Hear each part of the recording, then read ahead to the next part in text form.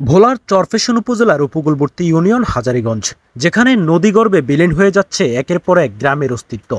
গত কয়েকদিনের টানা জোয়ারে এই ইউনিয়নের একটি গুরুত্বপূর্ণ ভেরির বড় অংশ ভেঙে যাওয়ায় ঝুঁকিতে পড়েছেন অন্তত শতাধিক পরিবার। স্থানীয়রা জানান, এই ভেরিটি যদি আরও কিছুক্ষণ তীব্র জোয়ারের চাপ সহ্য না করতে পারত, তাহলে মেঘনার ফানি ঢুকে পড়ত পুরো বসতবাড়িতে। পানির ভয়ে অনেকেই তাদের জিনিসপত্র উঁচুতে তুলে রেখেছেন। স্কুল কলেজে পাঠদান বন্ধ, ছোট ছোট শিশুরা ঘর ছাড়া। পুরো এলাকা জুড়ে তৈরি হয়েছে এক অনিশ্চয়তার পরিবেশ। ভেঙে যাওয়া ভেরি রক্ষা করতে স্থানীয় বাসিন্দারা নিজেরাই ঝুঁকি নিয়ে কাজ করছেন। কোথাও গামছা, কোথাও চটের বস্তা, আবার কোথাও বাঁশ ও মাটি দিয়ে ঠেকিয়ে রাখার প্রাণান্ত চেষ্টা। তবে ইতিমধ্যে উপজেলা প্রশাসন এলাকা পরিদর্শন করেছে এবং দ্রুত ব্যবস্থা নেওয়ার নির্দেশও দিয়েছে বলে জানিয়েছেন স্থানীয় জনপ্রতিনিধিরা। প্রতি বছর এমন দুর্ভোগে পড়েন চরাঞ্চলের সাধারণ মানুষ। ভাঙন, জোয়ার আর অবহেলার এক অসহায় জীবনযাপন করছেন তারা। এই দুর্যোগের স্থায়ী সমাধান চান হাজারীগঞ্জ সহ পুরো ভোলার উপকূলবাসী।